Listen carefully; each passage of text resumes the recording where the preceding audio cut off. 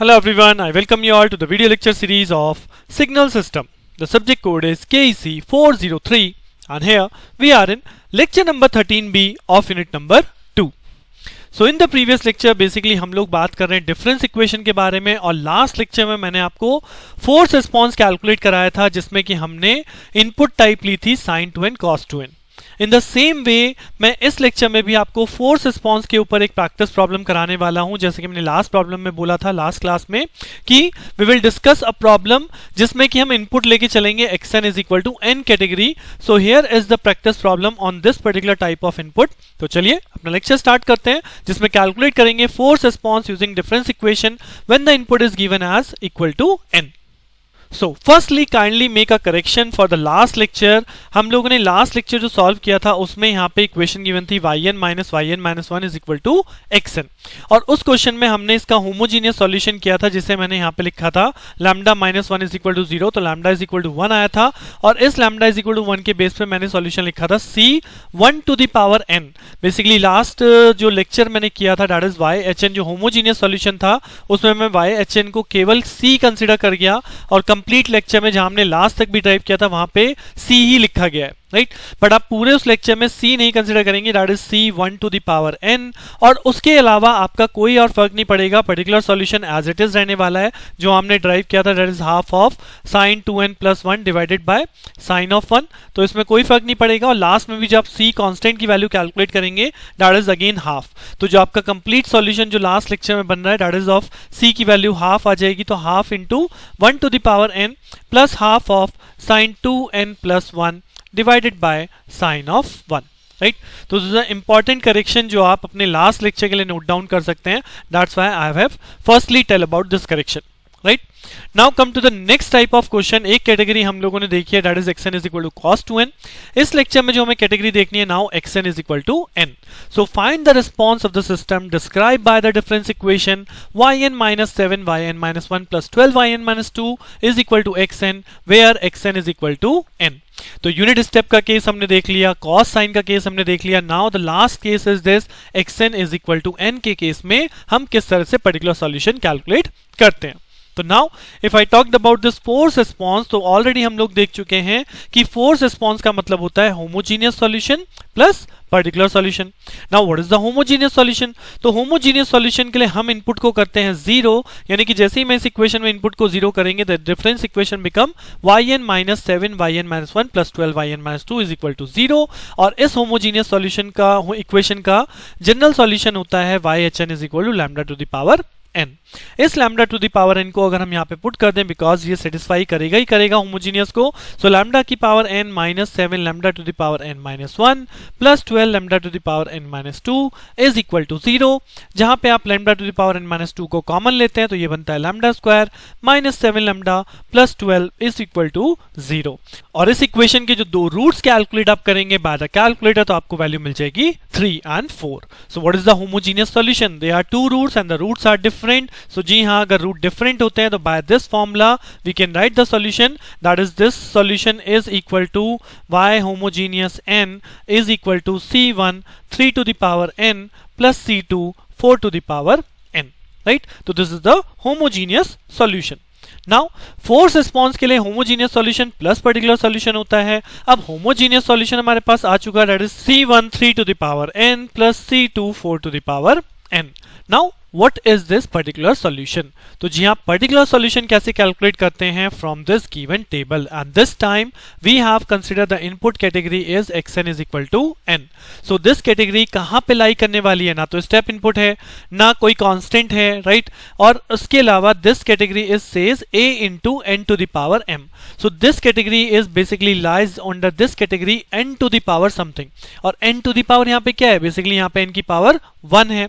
तो अगर इस केस में हम पर्टिकुलर सॉल्यूशन देखें तो इस केस का पर्टिकुलर सॉल्यूशन होता है ypn is equal to k not n to the power m यानी n to the power n plus k1 and then n to the power m minus 1. तो अगर इसको मुझे डिक्रीमेंट करना है तो 1 माइनस 1 करूंगा तो क्या हो जाएगा? That is equal to 0. यानी जो हमारा पर्टिकुलर सॉल्यूशन बनेगा वो ये बनेगा k not of n plus k1 when the input is given as equal to n, right. So what is the particular solution value? अब मुझे पर्टिकुलर सॉल्यूशन की वैल्यू कैसे मिलेगी? जी हाँ, मुझे कैलकुलेट करनी होगी ना कांस्टेंट्स की वैल्यू। तो कांस्टेंट की वैल्यू कैसे कैलकुलेट करते हैं? तो कांस्टेंट की वैल्यू कैलकुलेट करने के लिए विद द डिफरेंस इक्वेशन हम यहाँ पे इसकी जगह yn की जगह वैल्यू पुट कर देते हैं। तो अगर वैल्यू yn की जगह हम ये वैल्यू पुट कर दें तो ये हो जाएगा k not of n plus k1, right.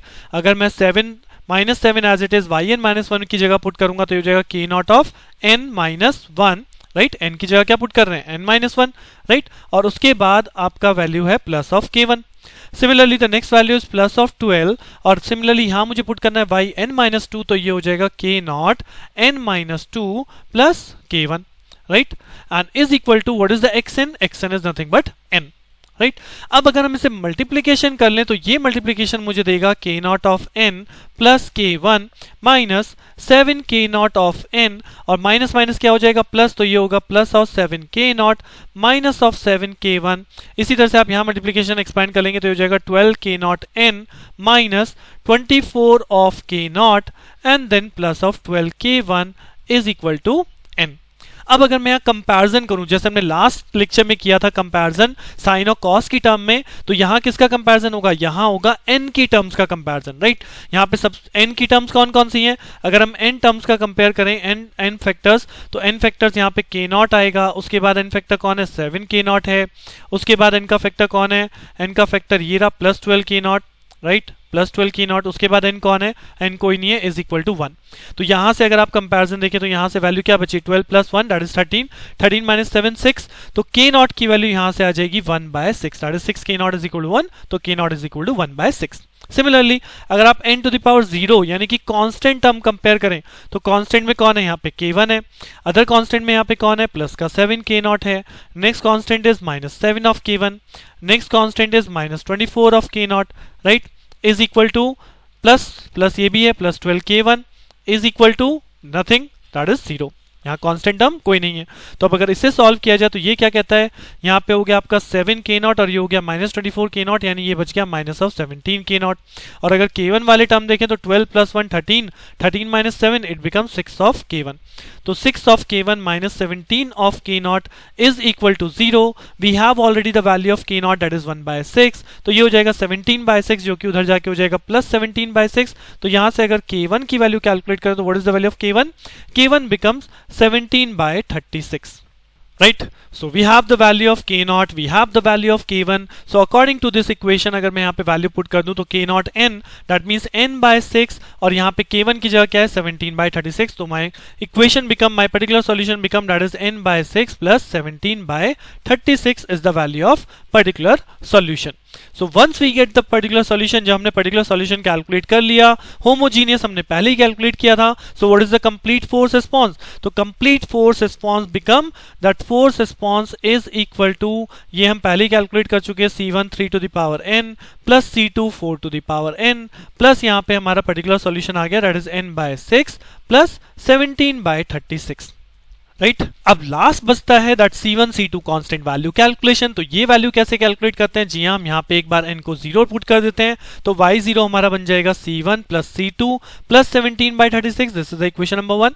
इस तरह आप y1 कैलकुलेट करेंगे तो ये हो जाएगा 3c1 plus 4c2 plus this is 1/6 plus 1/6 plus 17/36, right. तो अगर 36 एलसीएम ले लें, 6 यहाँ ऐड ऑन हो जाएगा तो 23/36 बन जाएगा। एक तरह से हम इसे ऐसे भी लिख सकते हैं 3c1 plus 4c2 plus 23/36 is equal to y1, right. तो दो इक्वेशन हमने इस इक्वेशन से बनाई, और ये y0 y1 कहां से आता है? अल्टीमेटली ये y0 y1 आता है हमारी डिफरेंस गिवन इक्वेशन से, गिवन डिफरेंस इक्वेशन। सो अगर मैं यहाँ पे n की जगह 0 पुट कर दूंगा तो ये हो जाएगा y0, ये बनेगा y-1, ये y-2 जो कि एक तरह से 0 होते हैं क्योंकि there is no initial condition, is equal to किसके इक्वल बचेगा? x of 0। नाउ xn अब की बार हमें क्या दिया गया है? xn दिया गया है n, तो अगर n को 0 पुट करेंगे तो अल्टीमेटली क्या होगा? 0। सिमिलरली जब हम y1 कैलकुलेट करेंगे फ्रॉम दिस इक्वेशन अगेन, तो y1 minus 7y0 minus plus 12 of y-1 is equal to x of 1। Now y-1 फिर से 0 हो गया because this is initial condition, y0 की वैल्यू 0 है। So what is the y1 value? y1 depends on x1 and x1 become this time 1, right. So y0 की value 0 और y1 की value 1, तो अगर ये वैल्यू उठा के मैं यहाँ पे प्लेस कर दूंगा तो this equation become 0 is equal to c1 plus c2 plus 17/36, right? And this equation becomes the second equation, that 1 is equal to 3c1 plus 4c2 plus 23 by 46. Now use your calculator or whatever you want, manually solve करना चाहे manually solve कीजिए, then get the value of c1 and c2. और जब आप यहाँ पे solve करेंगे c1 c2 की वैल्यू को, तो c1 की वैल्यू यहाँ पे आएगी -9/4 and c2 becomes 16/9. So after solving this, you will get the value c1 is equal to -9/4 and c2 is equal to 16/9. So what is my total solution become? जी यहाँ c1 की जगह ये वाली value put कर दूंगा तो -9/4 3 to the power n.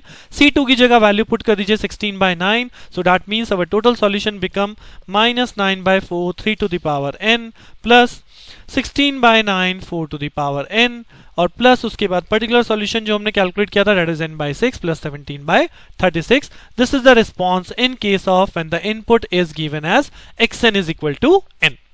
So I hope कि आपको ये सारे लेक्चर सुनने के बाद एटलीस्ट अब डिफरेंस इक्वेशन को सॉल्व करने में कोई ऐसा केस नहीं मिलेगा जहां पे आपको कोई प्रॉब्लम हो कि क्वेश्चन में इनपुट किस तरह का दे दिया जाए, इंपल्स रिस्पॉन्स, स्टेप रिस्पॉन्स या simply directly response of the given difference equation, वो आप कॉन्फिडेंटली सॉल्व कर सकते हो. इसी के साथ मैं यहाँ पे इन प्रैक्टिस प्रॉब्लम को ऑन डिफरेंस इक्वेशन ओवर करता हूँ. अब इसी सेम बेस पे जैसे हमने यहाँ पे डिफरेंट मेथड सीखे हैं इन case of difference equation, in the next lecture हम लोग एक और प्रैक्टिस एक्स्ट्रा लेक्चर के तौर पे करेंगे. ये सब एक्स्ट्रा लेक्चर्स ही हैं, जैसे कि मैंने 2 लेक्चर्स बिफोर कहा था कि आपका कॉन्सेप्ट जो यूनिट में कॉन्सेप्ट है वो ओवर हो चुका है, बट ये मैं यहाँ पे डिफरेंट क्वेश्चंस करा रहा हूँ सो दैट आपकी अंडरस्टैंडिंग और अच्छी बन जाए, राइट? इसी तरह से हमने डिफरेंस इक्वेशन जो करी थी, डिफरेंस इक्वेशन में भी हम लोग 1-2 केस डिस्कस करेंगे, 1-2 क्वेश्चंस करेंगे और प्रैक्टिस प्रॉब्लम के ऊपर मैं यहाँ पे लेक्चर लेके आऊंगा सो दैट डिफरेंशियल इक्वेशन का case, this is not differential equation सीटी सिस्टम के लिए, ठीक है? सो ये डिफरेंशियल इक्वेशन का केस भी हमारा और अच्छे से क्लियर हो जाए. सो बने रहिए मेरे साथ, मिलते हैं नेक्स्ट लेक्चर में. Thank you.